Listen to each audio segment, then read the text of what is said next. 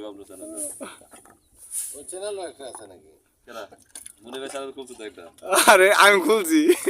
channel কোনো গোছায় ফেলে এই আপনার মতন আরেকজন আছে বুঝছেন কয় হাসান ভাইটা তো ডেলি দেই তা আপনি যা কিছু করেন আমার একটা করে ভিডিও দিবেন যা কিছু করেন তো যা কিছু করে একটা করে দিতে করতে আমি দিয়ে দিই আমি তো মোবাইলে কম বুঝি কম্পিউটার পয়সা প্রফেশনাল করে দেবো এটা বলে কাজ করলে ভাই ডাইরেকশন দিয়ে কিন্তু করে বই 1 লাখ লাভ নেই এটা এখন করেন না